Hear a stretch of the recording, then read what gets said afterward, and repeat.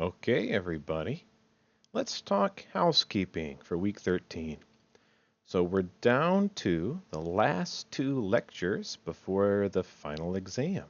And again, these are open book or open note lectures, and a lot of the questions come from the practice questions in the book. So as long as you're taking good notes, then you shouldn't have anything to worry about.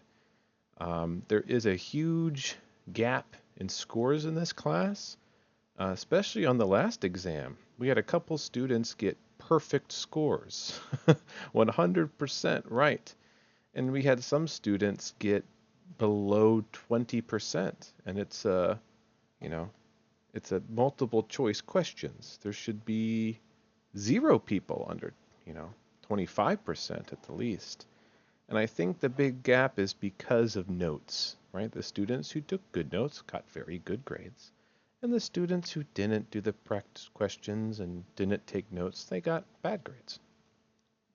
So please make sure you're taking good notes. So the whole point of having you go over the old exams was to see what questions you got wrong so you can go, oh, okay, I misunderstood what the question was, right? I got something wrong. Let me go back and figure out the correct answer, right? Let me learn from my mistakes. I had some of you just say, oh, here's the questions I got wrong, right? And just the numbers. Well, that's not really helping you, is it? Some of you wrote down the answers to the questions you got wrong. That's definitely better. Ultimately, what I want you to do is figure out why you got the question wrong, right? What did you misunderstand about the grammar question? And then go back to those lecture videos if you need to learn the correct answer. Everything on the exam we talked about in class. All of them, 100%, I promise you. So if you don't understand something, go back to that section of the lecture, right? And see if you can find the answer. If you still can't find the answer, then come ask me. That's my job. All right, let's talk about homework for this week. So this week and next week's homework are connected. We're going to take the Roman road, right? Romans 3:10, Romans 3:23, Romans 6:23, Romans 5:8, Romans 10:9 through 10, and Romans 10:13, and Romans 5:1 through 2. So what we're going to do is we're going to take these verses and we are going to mark them for conjunctions, articles, verb tense, aspect, and mood. If you don't know what aspect and mood are, it's okay. We're talking about them in today's lecture. So if you want to mark all the nouns, right, and adjectives and adverbs, you can, but that's not what we're practicing this time. Just the conjunctions, articles, verb tense, aspect, and mood. Now I had one student, instead of writing it above, she wrote it next to the word. I actually think that's better. So I'm going to steal that for this example. I'm going to start here with the third one, right?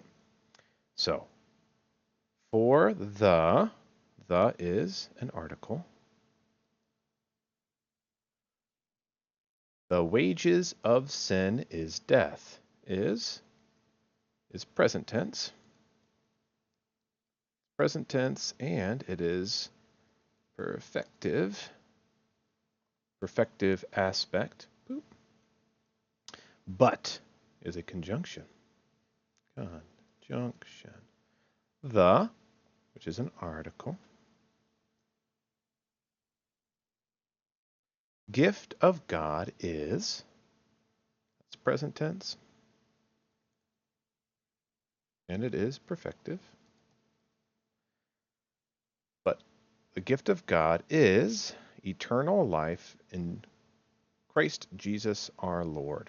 Okay, so, and the mood.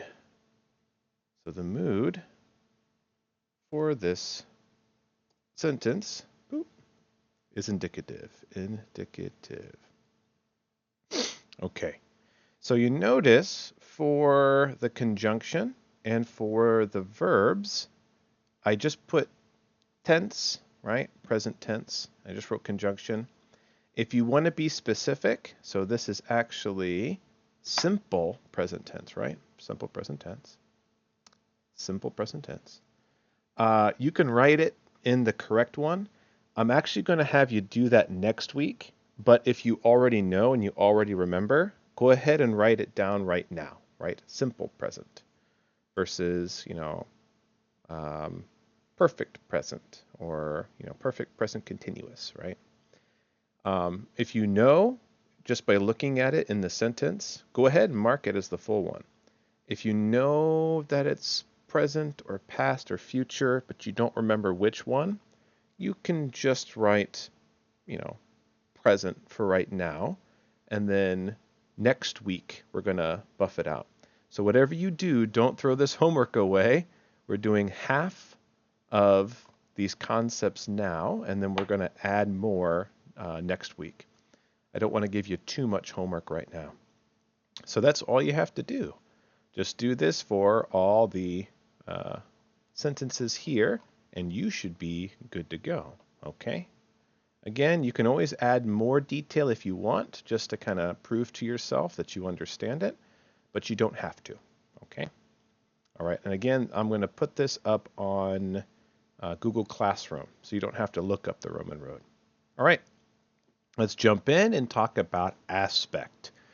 This is on page 1161, 1161. And again, you can find it just by clicking on it in the table of contents. So aspect is a grammatical element that has to do with how an action, state of being, or event, as described by a verb, relates to time. Wait a minute, you might be saying to yourself, talking about time and verbs, isn't that tense? That's mostly true. That's mostly true. So what do we mean by that? Well, tense has to do with when the verb takes place. So either past, present, or future. That's tense. It also deals with how or when that time period is in relation to other time periods. So, past perfect means it happened before another past tense event, right? Or past perfect continuous means it, started and continued on, started before another event but continued on up into the event, right?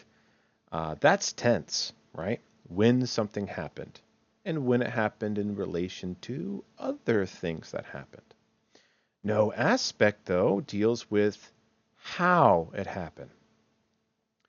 It is through aspect that we understand whether an action takes place at a single point in time, during a continuous range of time, or repeatedly. Okay, so tense is when it happened. Aspect is how it happened. So let's take a look at some examples, and I think it'll be easier to understand. Okay. So perfective versus imperfective. The most common distinction made regarding aspect is between the perfective and imperfective aspects. While other languages mark the difference by using two separate verb forms, English does not. Okay, so what do they mean by perfective? Now note this is different from perfect tense. Perfective aspect and perfect tense are separate. Perfect tense means has the word had, has, or have. Perfective aspect means this action happened and finished. Let me show you an example. I ate dinner. That thing happened. That thing happened in the past, and it is done, right? The perfective aspect can be conveyed through a variety of verb structures. It is used when we draw attention to an action as a whole, summarizing it. The perfective aspect may occur in past, present, or future actions, right? I have never been there before, right? We will help you tomorrow, okay? These are all things that will happen at one point in time and be completed at one point in time. Imperfective aspect, on the other hand, is used to draw attention to actions having an internal structure, meaning it's not whole and is not finished. Like with perfective, this is the case regardless of when it happens. So let's look at this example here. I was washing dishes when she came through the door. Okay, so her coming through the door would be perfective, right? It happened and it's done, right? She came through the door, happened once, one point in time, done. But what about the washing dishes? That's something that was happening, right? So this would be past continuous, was washing, right? But are the dishes done, right? It's not a complete action. Maybe you stop doing it, and maybe you're done for the time, but I'd imagine the dishes haven't been finished yet. Or rather, they're not telling us if they're finished yet. This would be imperfective, right? So imperfective aspect is often used when we're talking about things that are in progress, right? Or happening at the same time as something else. But we can also use the imperfective aspect when we describe action or events as occurring repeatedly, either now or in the past. We used to go traveling a lot.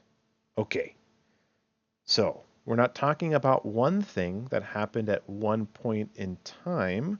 We're talking about many things that happened at many points in time and theoretically could be happening again, right? John runs 5 miles every day. If you talked about John running 5 miles today, well, that would be perfective aspect, right? One point in time, it's done. It's whole, it's complete.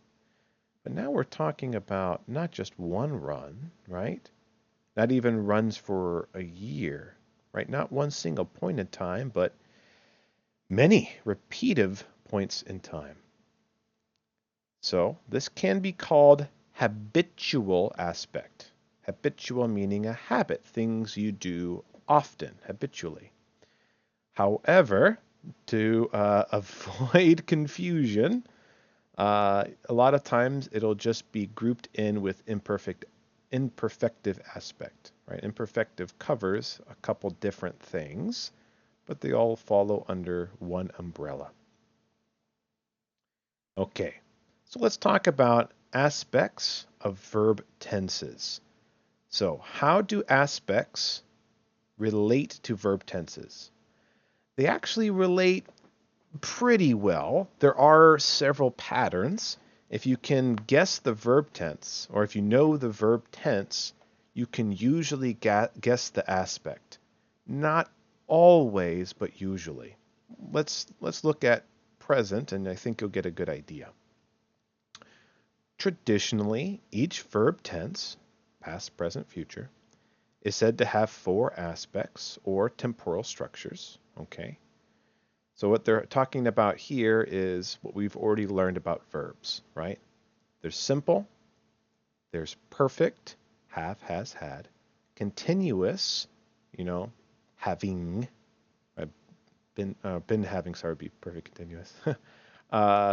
Continuous, washing dishes, right? And the perfect continuous. So ing and have, has, had.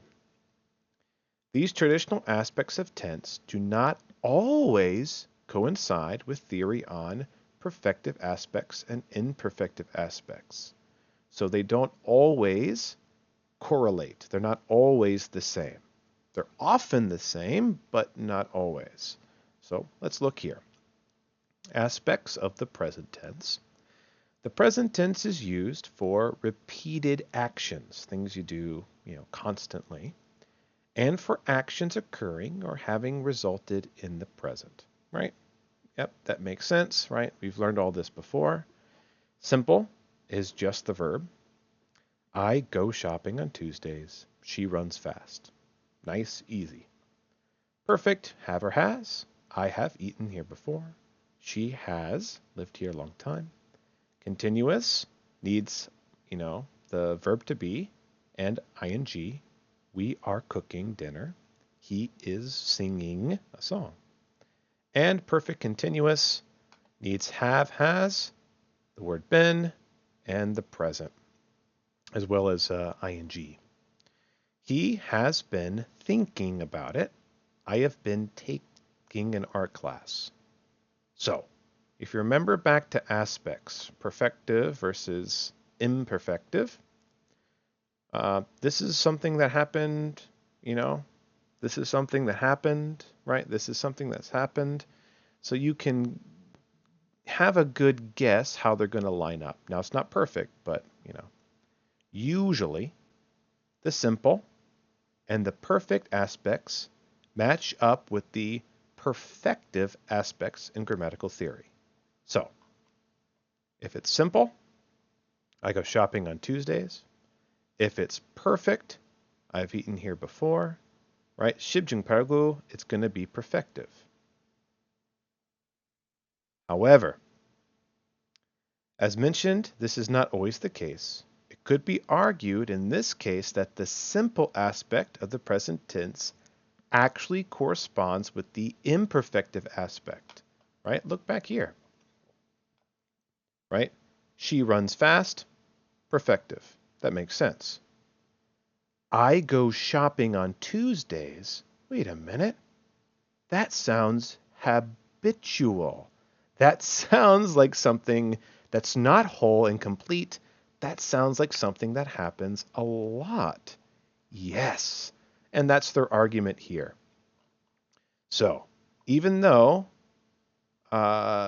you can make guesses of, okay, if it's perfect tense, it's probably one thing that's happened in the past that's done, right? You can't always make that assumption, okay? It's not one-to-one. Here's the other example that they have. I go to school every day. So this is, simple present tense, so it should be perfective, but it's not perfective, right? Because of the everyday. If you just said I go to school, that would be perfective, right? But this is imperfective. Aspects of the past tense. Like the present, the past tense also has 4 traditional aspects, right? And we know them pretty well. Simple past tense is just past tense verb. I went shopping on Tuesdays. She ran fast. Perfect, you need to add the word had. I had eaten here before. She had lived here a long time. Continuous needs the verb to be and ing. We were cooking dinner. He was singing a song. And perfect continuous is had, been, and ing. He had been thinking about it. So the simple and the perfect simple tenses generally, subjunctive, right, 9 times out of 10, correspond with the perfect aspect. So let's take a look here. I went shopping on Tuesday. Do you see the difference between this and present tense? With the past simple tense, you're talking about one time. So it's a whole, complete aspect. It's perfective, right? When you were talking about going shopping on Tuesdays, well, that's imperfective. It's not one whole, complete action, right? So that's the big difference. So 9 times out of 10, these two will be perfective, and these two will be imperfective. Again, these do not always match up with clear lines, and we should consider that the verb phrase, what the verb phrase conveys overall to decide whether the sentence has perfective or imperfective aspects. So don't look at just one verb, look at the sentence holistically, is the advice that they're giving you. Aspects of the future tense. Although English does not have an inflective verb form for future tense, right? It's not like Korean that has a future tense form. There are several structures we use to convey future meaning, right? The big one, of course, being will. So, simple is just the word will. I will go shopping on Tuesday, right? Perfect, you need to throw the have on there, or has. I will have eaten before arriving. She will have lived here for a long time. Continuous is will plus ing. We are going to be cooking dinner. He will be singing a song. And perfect continuous is the have, has, plus will plus ing. He'll have been thinking about it. I would have been taking an art class. And just like with past tense, the simple and perfect aspects generally correspond with perfective aspect in the future. So these two, simple and perfect, are perfective. And these two, continuous, perfect continuous, are imperfective. Again, Subjunctive. 9 times out of 10. Okay. Yeah, 20 minutes sounds like the perfect time for a break. Go ahead and take a break. You've earned it. Make sure to do these quizzes. They are going to be on the final exam. You can do it. When you come back, we shall go on to the next section. All right. So let's do a little deep dive into each of these, starting with perfective versus imperfective aspect. So, aspect is a grammatical term that has to do with how an action, state of being, or events unfold in relation to time. So, tense is when, past, present, future. Aspect is how, either whole, complete, done, perfective, continuing and not finished, or habitual, right, happening lots of times, which is imperfective. All right, starting with perfective. The perfective aspect highlights actions, states, or events as a whole, presenting the actions from an outside perspective as complete, bounded events, right? They're completely done, right? They're self-contained events. The perfective aspect is encountered in all the tenses, past, present, future, but is easiest to illustrate in the past.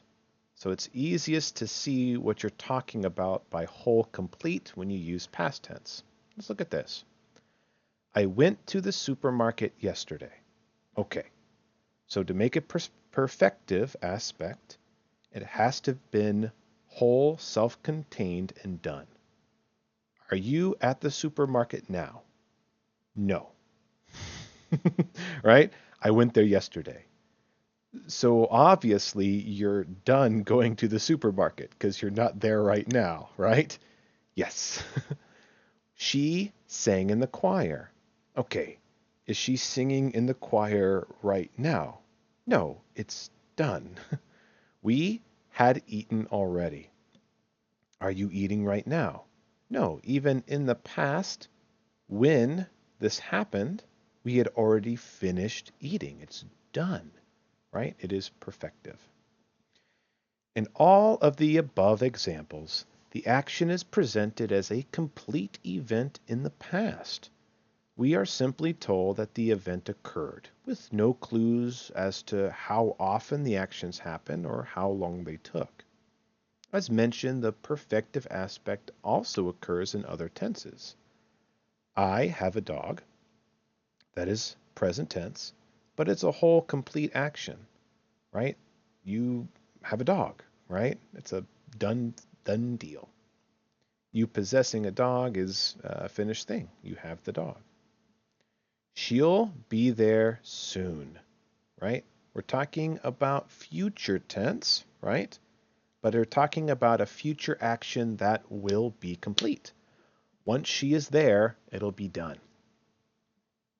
They will have finished by then. Okay, so we're talking about, future perfect, but in the future, this event will have been completed. So let's talk about imperfective then. Imperfective aspect, on the other hand, is used when we focus on the internal structures of an action, state, or event as it relates to time, such as being continuous, ongoing, or habitual, repeating. Again, this has nothing to do with when the event occurred, right? That's tense. Tense is when. Also, as with the perfective, there is no separate verb form in English for the imperfective aspect. Yep. So we sometimes classify these structures as continuous aspect. It's imperfective because it's ongoing and never finished. Or the habitual aspect.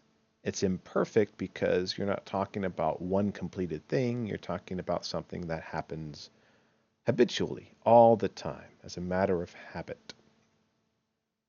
Continuous aspect. So the continuous aspect, also called the progressive aspect, do you see why English is so hard? We have 3 names for everything. Is a subclass of the imperfective aspect that emphasizes the progressive nature of the verb. It's ongoing. Looking at it as an incomplete action in progress over a specific period of time. It's something that never finished. The continuous aspect does not indicate the duration of the action, nor how often it occurs. It simply shows that the action or event is in progress, either at the time of speaking or at the time another event occurred. So, when you're talking about the past, I was talking to my mother when you called. You calling is perfect, or perfective, right? It's done. It's a one-time thing. However, them talking to their mother is imperfective. They weren't finished with the conversation when you called, right? And we have no idea if they ever finished their conversation or the topics they were talking about. They had been living there for a long time when they moved. Okay, so them moving is a complete action. Happens once, right?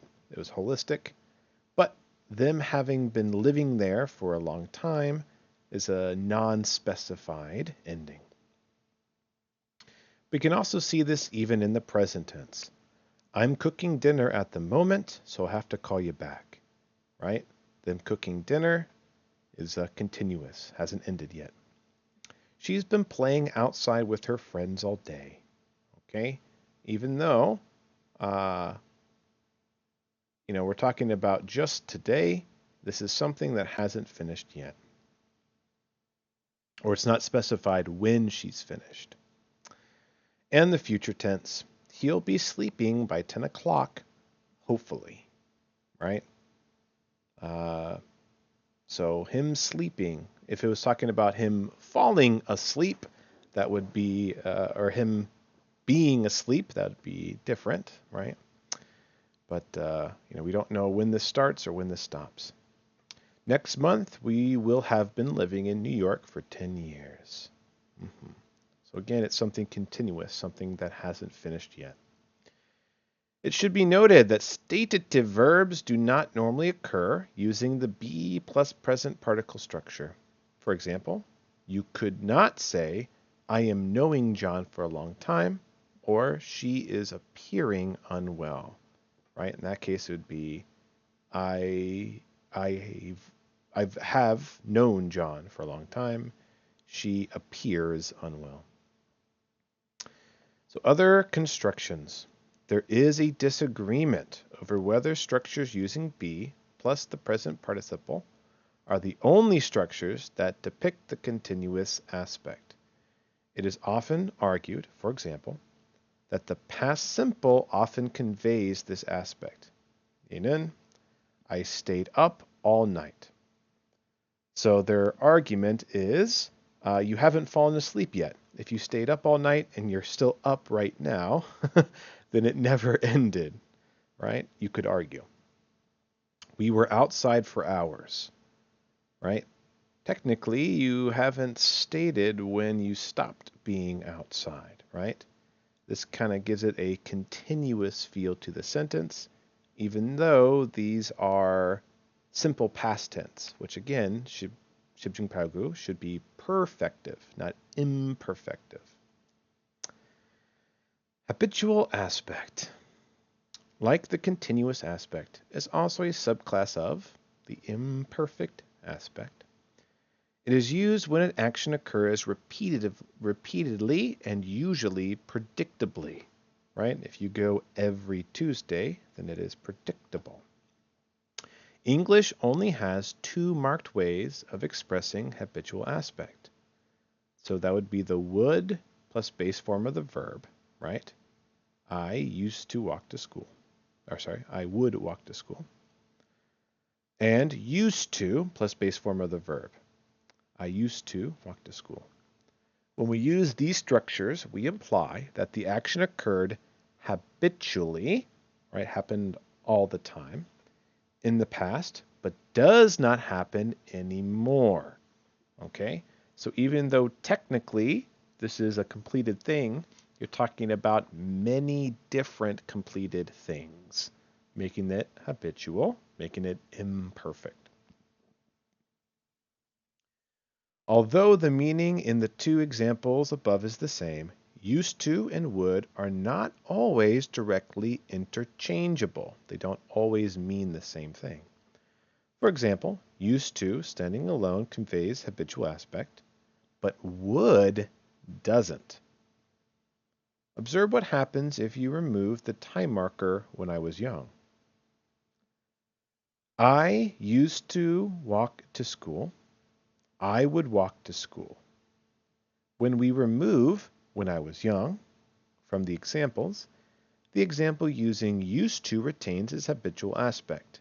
So, even though we changed, talking about when they're going, right, when they were young, you can still understand this as a habit, as something that happens all the time. I used to walk to school, right? Hey, I used to be in the army. Hey, I used to read the newspaper, right? However, the example of would doesn't. This doesn't specify that this is a habit, something happens all the time. Since would can also be used in conditional constructions, right? I would be happy if Momomo. We need to include a time marker to clarify when it's being used for the habitual past. In addition, while used to can convey both action verbs and stative verbs, right? Something you're doing, something you are. Would can only be used with action verbs. So for example, when I was young, I used to love movies. Okay, good. When I was young, I would love movies. That doesn't sound correct in English, right? There's something off about it. So, some other constructions. Although used to in base form and would plus base form are the only structures that explicitly mark habitual aspect, we often use other verb tenses to convey it as well. So, let's take a look here. I go to school every day. Aha. Here the every day is helping us understand that this is a habit, right? Something happens not once, but multiple times. She attends karate classes on Sundays, right? Again, giving us the feeling of it being a habit. They work 6 days a week, right? This tells us it's not working 6 hours today or yesterday or tomorrow. This is a habitual thing. This happens every week. However, other verb tenses can be used with an implied habitual aspect. So you don't have to state it, you can guess it from the context. I walked to school every day for 10 years. I had lived in the same town my whole life before I decided to move to Tokyo. She has eaten the same sandwich for lunch as long as I have known her. When the habitual aspect is marked, as above, it is often accompanied by a time marker that clarifies how often the action occurs, right? Every day, Sunday, 6 days a week, etc. What about future habits? You're talking about something that will be habitual. English does not have an explicit habitual aspect marker for the future either. Most often, we use the simple future tense along with a time marker to indicate the habit. 얘는 I will work extra shifts every evening until I save enough money. Okay, so the every evening is needed for us to understand that this is habitual. It happens all the time, or will be happening all the time in the future. I will go for a run every day after school this year. We will eat fruit and cereal every morning next month. As with the alternate constructions for the continuous aspect, there is disagreement over whether unmarked verb forms can be considered to express habitual aspect, since it may simply be the additional information in the sentence that expresses the habitual meaning rather than the verb phrases themselves. So what they're talking about here is the argument of, can we really call this imperfective? This is what tells us it's imperfective. So if we need this to tell us, does this actually mean something imperfective? I don't know. Right? But I think it's easy enough to say when you don't see it, you can assume it's perfective. And when you do see it, you can assume it's imperfective, right? All right. Go ahead and take yourself another break. Now is about 15 minutes. That's about a perfect length before you take a break. Take a break, do your work, and then come on back for the next section. Okay, aspect of the present tense. So, let's talk specifically about present tense and aspects. We kind of already did an overview of this, but let's get a little more specific.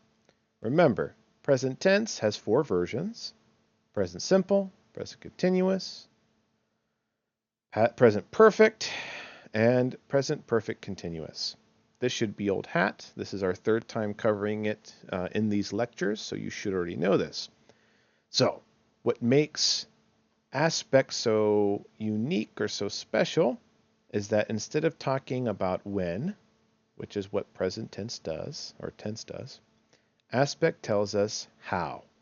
Whether it was a holistically one-time complete done thing, perfective, or something that didn't finish or might not have finished, we don't know, continuous, or something that happened a lot and not just one time and isn't holistically completed, right? Habitual, which are both imperfective. So let's start with present simple. The present simple structure is used to express general facts and habits, right? We love Thai food. Okay. James swims on Sundays. We study at the library every day. Okay. So already we can kind of see where this is getting tricky. We love Thai food. Well, that's holistic, right? That's a done deal. It's a one-time thing, right? I love Thai food. It's a statement of a completed fact, if you will. Good. it is perfective. But Jim swims on Sundays. Huh, that sounds more habitual. This makes it sound more imperfective. We study at the library, okay, every day. Again, this makes it sound habitual, imperfective.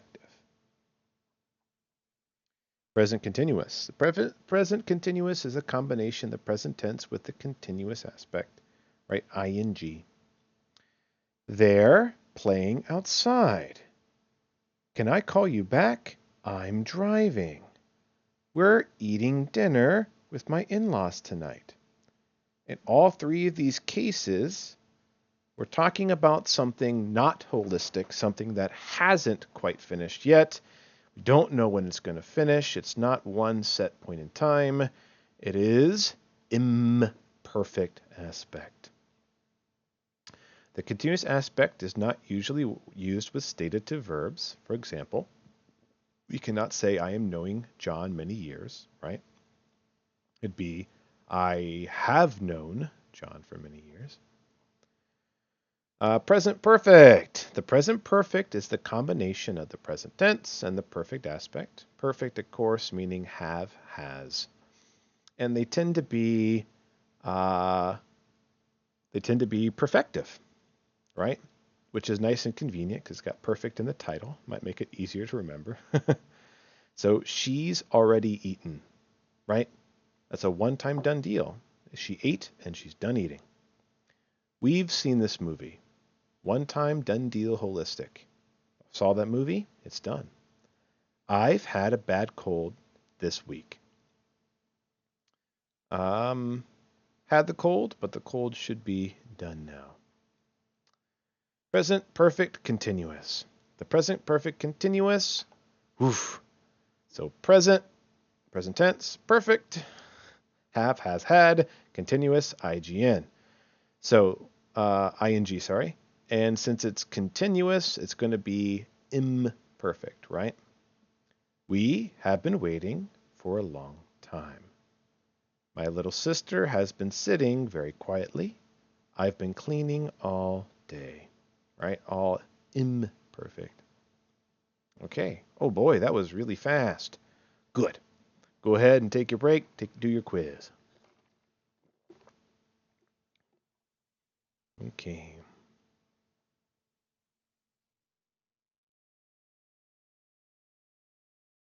Okay, aspect of past tense. Okay, so when talking about aspects, your imperfects and your perfects, past tense is a little easier to deal with. Because again, right? If it is simple or if it is perfect, it's going to be perfective aspect. If it is continuous or perfect continuous, then it is going to be imperfect. Sound good? Good. The past tense is a combination of the four aspects we already know. Past simple, past continuous, past perfect continuous. And again, the tense is telling us when, and the aspect is telling us how. Holistic, one time done, perfective, or unfinished, or not specified finished, or habitual, happening all the time, imperfect. The past simple structure is used to express actions and events that were completed at a given moment in the past. Since they are completed, it's going to be perfective. They lived next door to us for many years, but they're not living there now.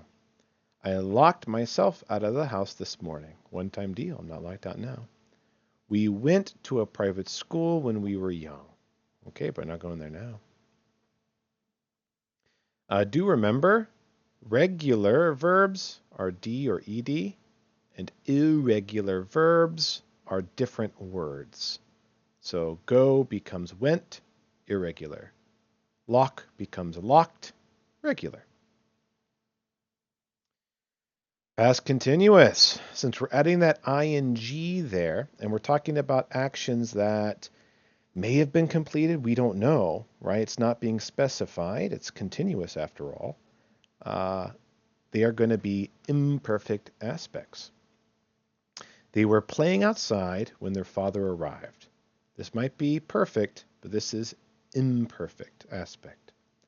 I'm sorry I didn't answer the phone. Perfective. I was driving when you called. Imperfective. We were eating dinner. Imperfective. When my in-laws told us the good news. Perfective. The past continuous usually occurs only with action verbs, not with stative verbs, right? We've already talked about that.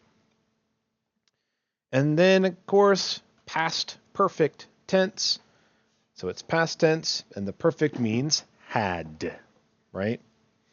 And this is going to be perfective aspect as well. She had already eaten when she arrived, right? Done deal. She had seen the movie, but we watched it again. Done deal, done deal. I had a bad cold that week, but I went on my vacation anyways. Done deal, done deal. Past, perfect continuous, had, ing, and of course the word been as well. This is going to be imperfective aspect. We had been waiting for a long time when the bus finally came. This happened once. This, though, not specifying when it ended. It probably ended. Their waiting probably ended when the bus arrived, but it's not specified. My little sister had been sitting very quietly, but then she started to cry. I'd been cleaning all day, so I was too tired to go out last night. Okay. Whew. Okay, these sections are going very quick. Okay, it's good though. Good opportunity to get lots of homework done. Making sure you understand all these. They're probably going to be on the exam. Okay, aspects of future tense. And this will be the last one for aspect before we get into mood. Although English has no future tense in the strict sense, right? We do talk about the future normally with a word or phrase like will or am going to, right? I will go with you. That is perfective aspect. One-time deal, done, holistic. I am going to send you an email.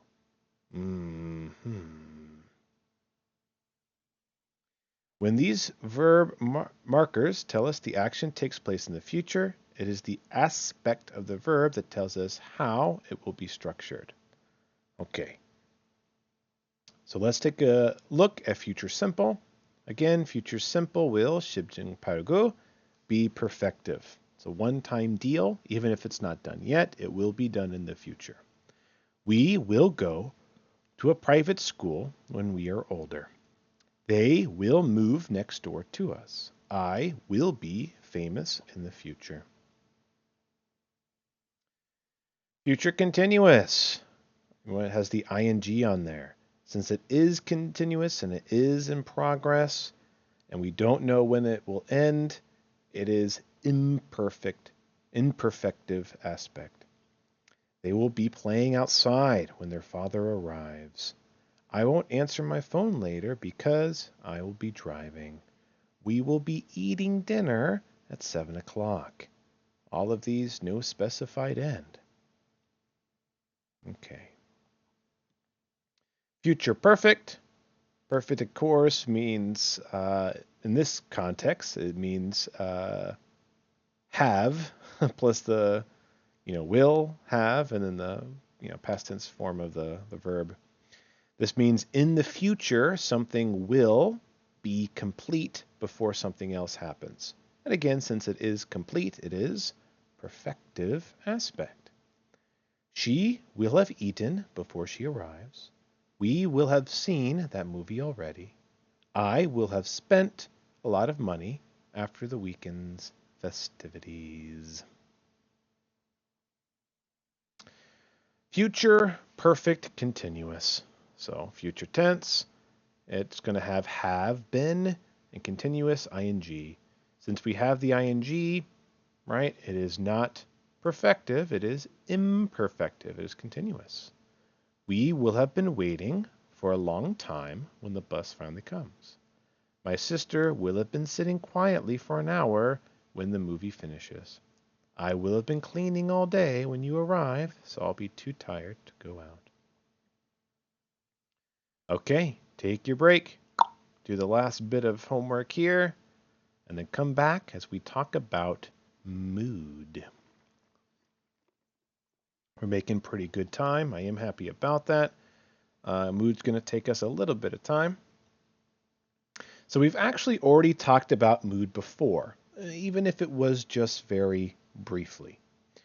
So mood refers to whether the sentence is talking about something real or something hypothetical and fake. Now that sounds confusing, but as we go through some examples, I think it's going to make itself pretty clear. Most of the English you've probably been learning and probably been speaking, especially at school, has been real, right? Realist mood, or as we described it before, indicative mood. This is when you're talking about something as it exists. This is a pencil. You're talking about something real, right? Hence realist mood or indicative mood, right? This is a pen, right? This is a computer. I am a man, right? You're just talking about real things, reality. And you can do this in the present tense, but also in the past tense, right? King Sejong, was the king that commissioned the creation of Hangul, right? That's real. You're talking about the real world. That is realist mood or indicative mood. Irrealist mood, meaning not real, irrealist mood, or subjunctive mood, if you remember, is talking about something that is not real, that is hypothetical or not true. Think of the Beach Boys song, Wouldn't It Be Nice? Wouldn't it be nice if we were older, then we wouldn't have to wait so long. All right, I don't normally sing. That is unreal. He's talking about something hypothetical. Wouldn't it be nice if we were older? If we were older, then we could fall in love and have a family. But we're not older. We're still just kids. This is an unreal, untrue fantasy sentence. That is irrealist mood, or a subjunctive mood, if you prefer. So that's really what mood is all about, whether you're talking about something real or talking about something not real. So let's talk about the real side first. Realist mood or indicative mood. If you want to call it realist and you want to write realist on your test, you can do that. I tend to say indicative because that's the one I learned. But again, everything in English has so many names. The indicative mood is a type of grammatical mood used to express facts, statements, opinions, or questions. So even an opinion is technically indicative mood because it is true that you think that. It is true that you feel that. You're not talking about a hypothetical thing. Those are your real opinions, right? This mood is used in all verb tenses to form declarative statements, right? A statement, something that is true. I am American. Or interrogative sentence. Remember, to interrogate means to question, right?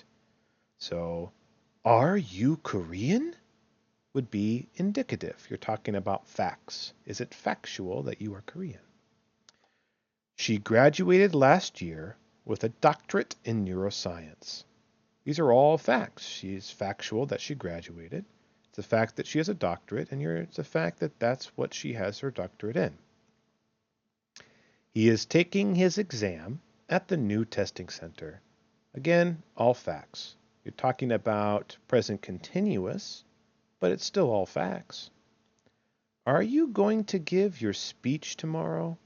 So we're talking about future tense, but we're still talking about factual things. You speaking tomorrow. It says here the indicative mood is the most commonly used grammatical mood, right? Again, think about 99% of the sentences you learn in your English books. You're talking about facts, right? You're talking about real things. And again, that's because those are the most common ways to structure sentences in any language, not just English. Talking about something real, something indicative. Irrealist mood, right? Or unreal mood, or subjunctive mood, if you will, reflects what is not real, right? You're talking about something hypothetical or fantastic or things like that. Let's start with subjunctive mood. It refers to verbs that are conjugated, written, created, a certain way to describe hypothetical or non-real actions, events, or situations. A lot of times there'll be things with words like wish or hope, right? Or imagine. Used to express, this is in comparison to indicative, realist, which is used to express factual, non-hypothetical information. We commonly use the subjunctive mood to express wishes, to express commands, suggestions, requests, or statements of necessity, right? Or to describe hypothetical outcomes that depend on certain conditions. So real conditionals. Well, watch this. I wish I didn't have to go to work. Okay. Are you at work? Yes. So going to work, not having to go to work, is this real? No. It's something you wished happened. It is hypothetical. It is a fantasy statement. He demanded that they leave the room at once. Have they left the room? No, they are in the room. So he's talking about a hypothetical, right? Hypothetical situation, not the real situation. It's a command. I recommend that you study harder next time. Okay, so have they studied hard, or that she studied harder next time? Did she study hard? No. The realist mood is she did not study hard, but he recommends that she studies harder next time, in the future, a hypothetical future where she studies harder.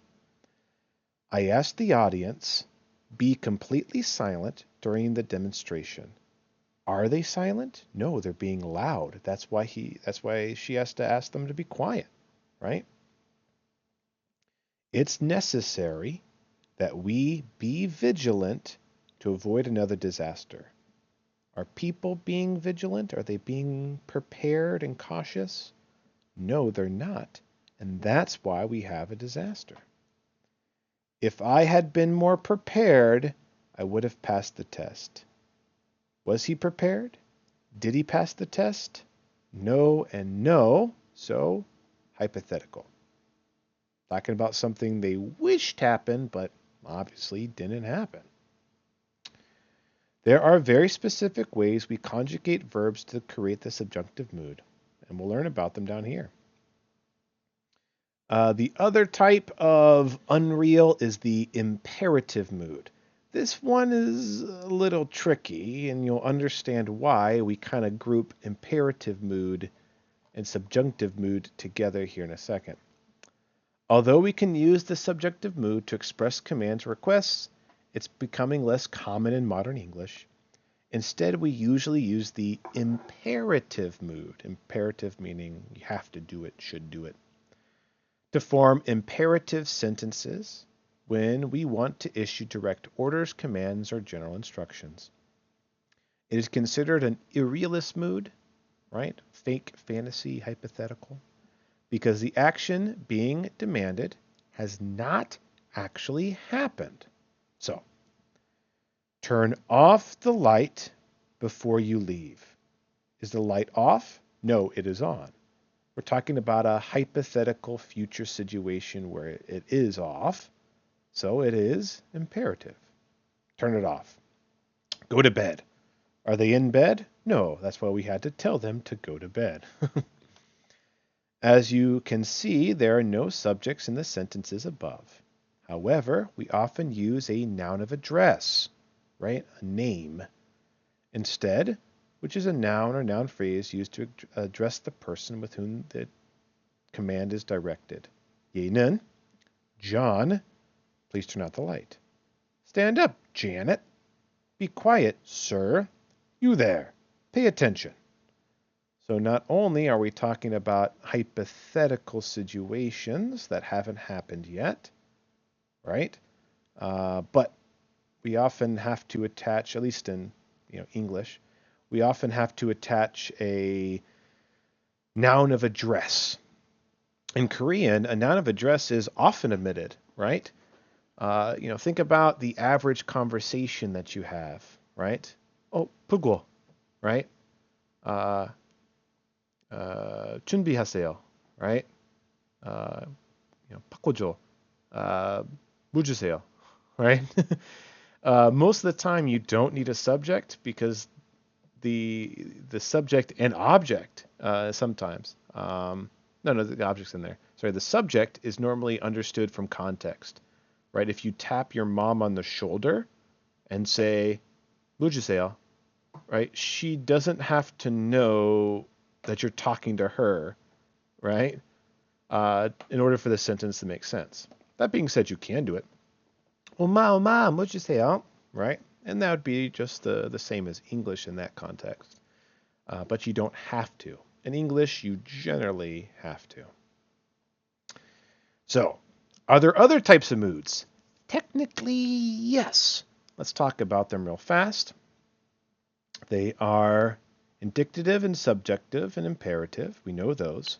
However, there are two more technical moods as well. The empathetic and the infinitive. Oof. Let's break these down. What's the empathetic mood? It refers to the use of the auxiliary verb do to add emphasis to a verb that would otherwise not require an auxiliary. Whoo! What does that mean? Let's take a peek. Yes, I do know that we are meeting your parents tonight. Do you have to have the word do there?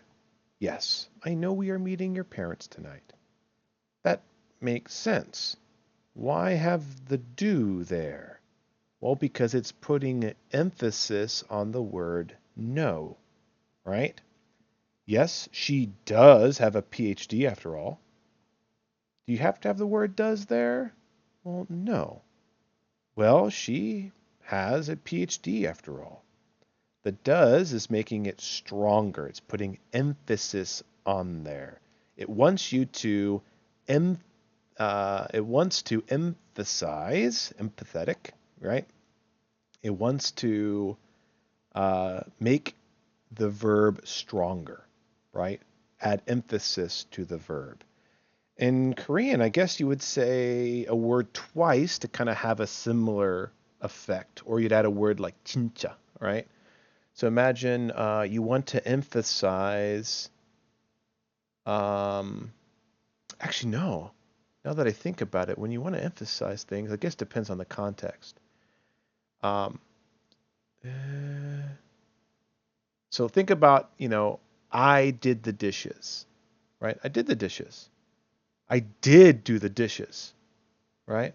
I did the dishes. I did do the dishes, right? The extra do doesn't need to be there, but you're putting emphasis on there, like you're angry, like someone said you didn't do the dishes. I guess in Korean you would say like 잖아 to kind of have a similar effect. 스쿠치 했잖아, right? To kind of give that emphasis there. That's what it's doing. We can also use do to add emphasis to demands or requests. Do be careful, John. Oh, do be quiet. Right? So that's what they mean by emphatic mood. They're putting extra emphasis on it. Now again, is this technically a mood? I mean, it's not completely changing the mood, right? It's not moving it from indicative to subjunctive, right? So it's not that important, but it is technically a different grammatic form of English. Infinitive mood. The infinitive mood merely refers to adding a verb. So it refers to a verb being put into its infinitive form. So to be loved is a wonderful thing.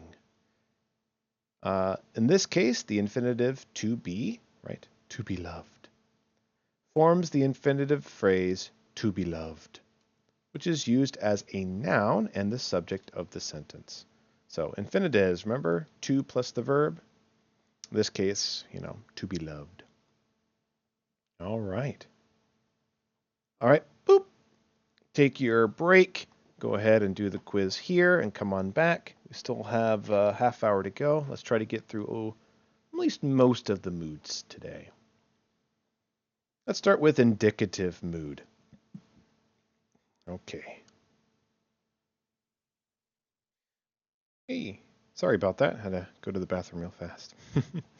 All right. Indicative mood. The indicative mood is a type of grammatical mood that uses to express facts, statements, opinions, or questions. Okay?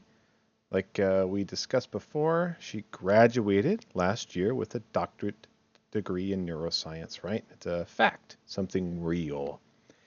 He is taking his exam at the new testing center. Again, it's a declaration. It's something that happened in the present tense.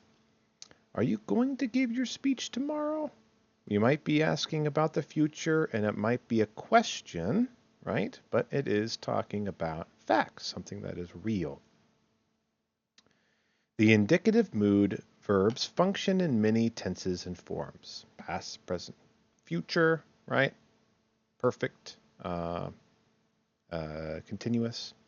The following sections contain explanations for and various examples of declarative and interrogative sentences in the past indicative, present indicative, and future indicative. So past indicative, in the past, it's something real that happened. Verbs in the past indicative describe things that have happened or are believed to have happened at some point in the past. In declarative sentences in the past indicative, the simple past tense and the perfect past tense describe something that finished in the past, while the past continuous tense and the past perfect continuous tense describe a continuous action originating in the past, right? But they're all real. They're all things that happened. You're talking about the real world. Vern left his house and headed to the airport. Right? We lived in Singapore for 3 years before returning to America, right? It's all talking about real scenarios. She was looking online for a solution to her homework problem, right? We don't know if she found the answer, right? It's, continuous. It might be ongoing, but it's a real world situation. It is indicative. It is realist mood.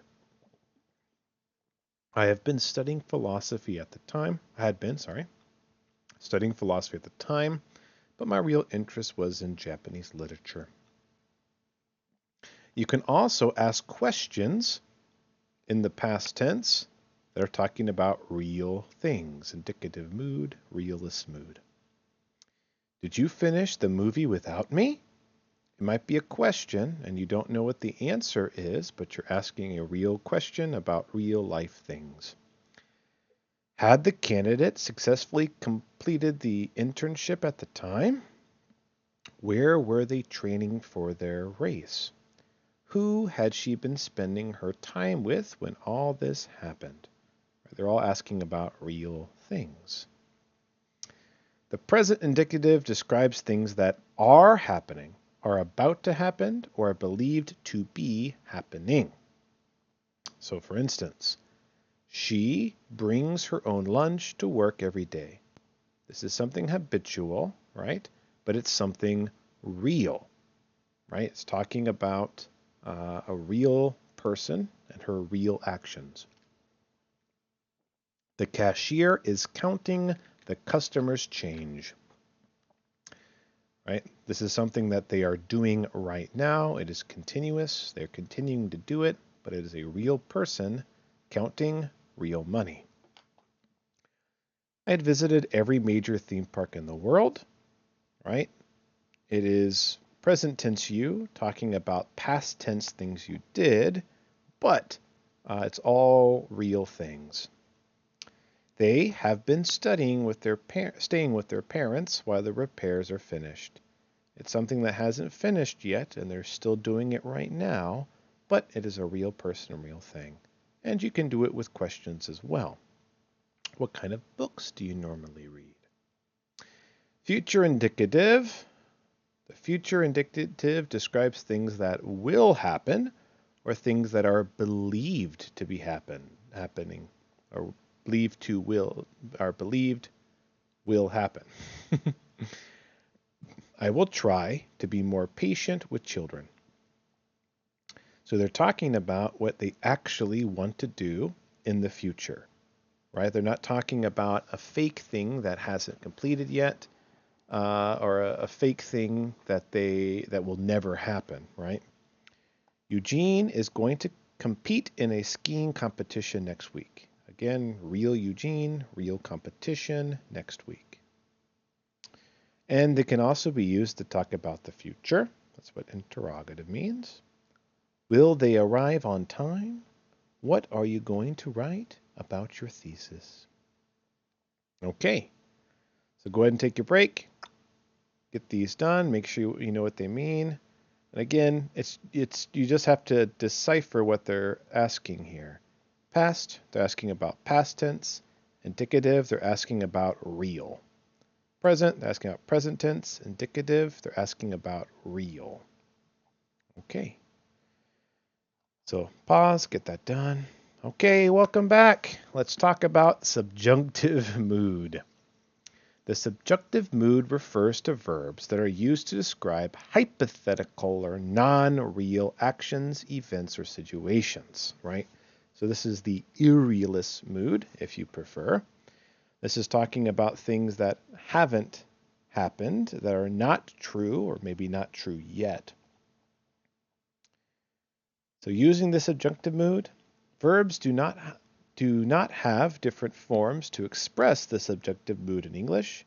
Instead, they are conjugated a certain way depending on the meaning we wish to achieve. When we wish for something, when we wish for something to be true, we conjugate the verb one degree into the past to create the subjunctive mood. All right. So for instance, if you're talking about a fact, it's Monday. I have to go to work. That's indicative. That's realist mood. Fact, fact. Subjunctive mood, irrealist mood. I wish it weren't Monday. I wish I didn't have to go to work. So you're talking about a fake reality that wasn't Monday, and a fake reality where you didn't have to go to work. So conventionally, the verb be always conjugates to were in the subjunctive mood, right? Even though we're talking about the present, we use a past tense, almost like you are thinking, in the past, if I had done something different, my future reality would be different, right? I wish it wasn't Monday today, right? I wish it were not Monday today. I wish I did not have to go to work today, right?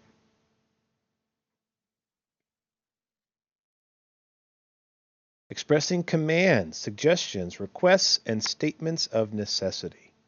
So the present isn't what it should be. The current reality isn't what you think it should be, and you want someone to change, right? You want someone to do something different so that what you want, your hypothetical reality, and the real reality can be the same.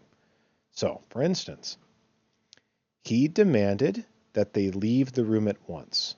Okay, the reality is that they are in the room, but you want them to not be in the room, and you want that to become the new reality, so you ask them to leave, or you tell them to leave. I recommended that she study harder next time, right? The reality is that she didn't study hard, but you want that reality to change, so you suggest that she changes. I ask that the audience be completely silent during the demonstration. So right now, right, people are being loud. But if they were to change, right, that would be ideal for you. It's necessary that we be vigilant in order to avoid another disaster. Right now, people are not vigilant, and they need to change to make a better reality. The biggest difference between the subjunctive, right, fake, irrealist mood, and indicative, realist, real mood, in this case is that the verb does not change according to who is taking the action. For instance, it is she study, the audience be, and we be in the subjunctive, while it would be she studies, the audience is, and we are in the indicative mood. Okay. So what they mean here is it's necessary that we are vigilant. What? Right? So if you're just making, yeah. So it wouldn't be necessary. So it would be we are vigilant to avoid another disaster, right? If you're talking about, reality. So indicative would be we are vigilant to avoid disaster. They left the room at once. She studies harder for the next exam, right? The audience is completely silent during the demonstration, right? So the verbs are changing between the indicative and the subjunctive moods, or the imperative if you prefer. Conditional sentences. So unconditioned, banyak. If mo, then mo, right? Conditional sentences are used to describe hypothetical scenarios, right? Fantasy, it's not the real world, but it's what you want to be real or what could be real, that require a certain condition or conditions to be met. They use what's known as the conditional mood and are generally constructed using if to identify the conditions that must be met. Okay, so this is subjunctive. This is not real, right? But it's something that could be real if they do something. So, first we have the zero conditional. It's used to talk about something that is generally true. You don't really have to do anything because it's normally true, right? So there's no special condition. If you throw a ball in the air, it comes back down, right? You don't have to do anything, right? Gravity will do all the work for you. You don't have to do something special to make it happen. That's why it's called zero conditional. The first conditional is very similar in structure to zero, except now we have the future simple tense will. If I see him, I will tell him. Okay, so what's the difference between this and this? Well, here you don't have to do any special action. It's going to do it by itself. This, though, does have a special action. You telling him, if I win the lottery, I will buy a new house. So this is the if, and you have to do an action in the future. It's not a big action, but it is an action. Hence the difference between 0 and first conditional. Second conditional means to speak about a hypothetical situation or outcome resulting from the condition. Unlike the first conditional, we generally use the second conditional to talk about things that cannot or are less likely to happen. So here's a situation, here's something you must do. But here's a situation that can't happen or won't happen. If you had a phone, you could call me every day. So here's an action you have to do, but you can't do it. Why? Because you don't have a phone. If I were older, I might stay up all night long. Here's something that could happen, but it's not going to happen. Why? Because you're not older, right? So you notice there's no will here, right? These are actions that are within your power, right? Seeing him might not be in your power. Winning the lottery might not be in your power, but this is in your power. This is something you can do. These are things you can't do, right? Because these have not been met or may never be met. Third conditionals are used to establish a hypothetical situation in the past, followed by a hypothetical outcome that did not happen. Typically, the outcome is the opposite of what actually happened. In order to make these, we have to use the past perfect tense. If it is a conditional clause, for the conditional clause, and would, could, or should plus have ing. Plus past, of the verb for the hypothetical outcome. All right, what do they mean by that? Let's take a look. So the if clause has to be past perfect, so had. If I had been more prepared, okay, and the condition needs would, could, should, and past tense, I would have passed that test. So here's something. If this situation was true, this would be true also. But both of them are out of your power because it's in the past tense. It's already done. You can't change anything. If I hadn't overslept, I wouldn't have been late for work. If this was true, this would have been true, but they're both not true. Okay. Take your break, do your quiz, and then we'll come back for subjunctive mood, which I think will close this out for the day. All right, take your break, do your quiz, please. Okay, welcome back. Let's do subjunctive mood, expressing wishes. One of the most straightforward ways of using the subjunctive mood is when we want to describe a wish for something to be different than it is or was. We generally construct these sentences using the word wish, followed by the verb of the desired action. So, when we are creating a subjunctive mood, when we are expressing wishes, we can do it by moving the main verb of the sentence one tense back in the past. So, for the present tense situation, we talk about it in the past tense, right? So, for instance, it's Monday, I have to go to work. Okay, so present tense. So if we want to make this a hypothetical, right, an I wish situation, we move it from present to past tense. I wish it weren't Monday. I wish I didn't have to go to work. So, if it's present, make it past. If it's past, make it past perfect. So you remember, perfect, the had, in this case, makes it past tense, right? An extra past tense. Okay. You might be more inclined to say, I wish it wasn't Monday, because that sounds like the natural subject-verb agreement resulting from it is Monday. However, the verb be always conjugates to were in the subjunctive mood, regardless of whether it refers to a single or plural noun.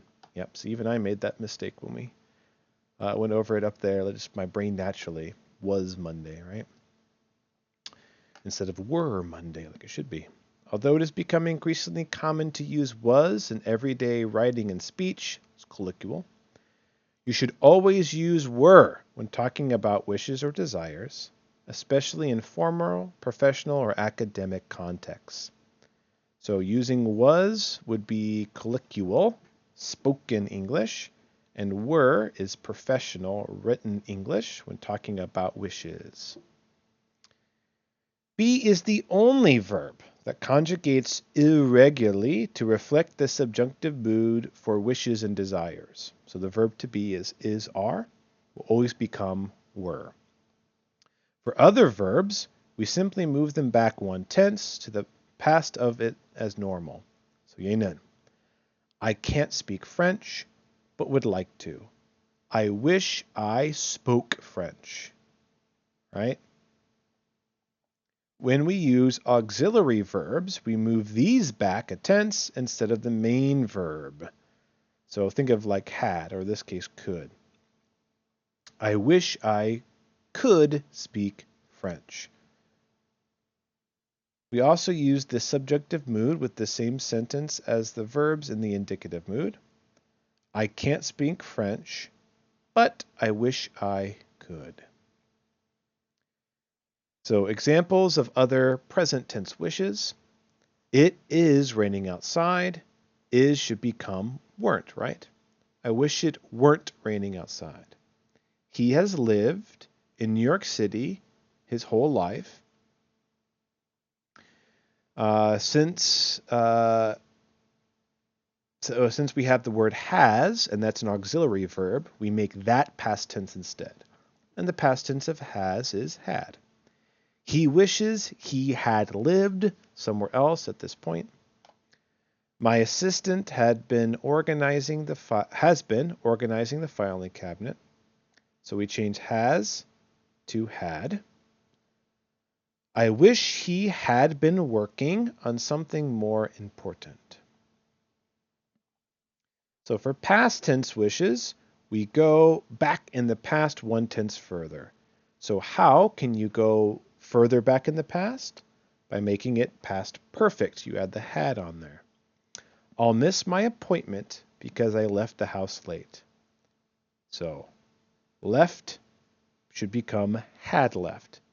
I wish I had left the house earlier. As with the present tense, we can also have sentences that use both. I forgot to set the alarm. I wish I hadn't. Examples of other past tense wishes. I was living in Canada when I met you. Okay, so was, we need to change that to been, and we need to add a had into there. I wish I had been living in America when I met you. He had started smoking again. So it's already past perfect. We can't go any further back in the past than that. We just have to add a not to it. They all wished he had not started smoking again. I had been working outside when you called. So it's already perfect. We can't make it any further back. So we just need to add a not to it. I wish I had not been working outside when you called. Now, all those are talking about themselves, right? What about wishes for other people's behavior? You wish someone else did something differently. When we talk about someone's continued behavior that we wish were different, we use would plus the desired verb, or simply the past tense of the verb. So, for instance, Your son is always leaving his clothes lying around the bedroom floor. So, how can you make this a desire? Make this into a I wish sentence? Well, just by adding the word would and changing the verb to what you wish they were doing. I wish he would pick up his clothes off the floor when I asked him to. Or, I wished he picked up his clothes off the floor when I asked him to. So, you actually get a choice. Though you can use the word would to make it past tense, or you can actually change the desired verb into past tense. Your mother always whistles while she is in the house. So, you need to add would on there, and I'm guessing they're using the verb whistles, so it would make it would not whistles. I wish she would not whistle in the house like that. Or you can just you can't make it whistled past tense, so you'd have to make it did. I wish she didn't whistle in the house like that. If only instead of wish. So all these have been using wish so far, but think about other examples, right? Wouldn't it be nice if we were older? You can actually use other ways of talking about hypothetical situations. And if only is another way of doing that. To express a desire that is more fanciful, right? More like a fantasy, unrealistic, not going to happen, or that we consider to be ideal, something that would be perfect. We can use if only instead of I wish to add more emphasis to the desire, to make the desire sound stronger. I hate being cold all the time. I wish I lived in a hot country. Okay, that works. But think about this. I hate being cold all the time. If only I lived in a hot country, right? This makes it sound like something they would love to do. It makes it feel stronger. If only feels stronger than wish. If only I were rich, I would spend my whole life traveling, right? This makes it sound impossible, but they wish it were true. We're spending 2 weeks in the French Alps next month. If only I could ski, right? I wish very strongly I could ski. Okay, take a break, do your quiz. All right, and that's it for today. We'll start with voice next class. Voice is something a little different, and I don't want to get us confused. Okay, so that is it for this week. Make sure to get your sentences done. You can add more detail if you want, but at least I need you to mark all the conjunctions. I need you to mark all the articles. I need you to mark the verb tense. If you just want to use past, present, future, that's fine. If you want to be more detailed, past perfect, for instance, present continuous, you can do that too. You will have to do that in the future for next week's homework. So if you want to get started on that early and do it now, you can do that. But you don't have to if you're short on time. I need to know the aspect, whether you're talking about perfective, holistic, completed, or, imperfective. Can't believe imperfective. Something either habitual or not completed. And the mood, whether it's something true, indicative, or something fanciful and not true yet, a suggestion, something you wish were true.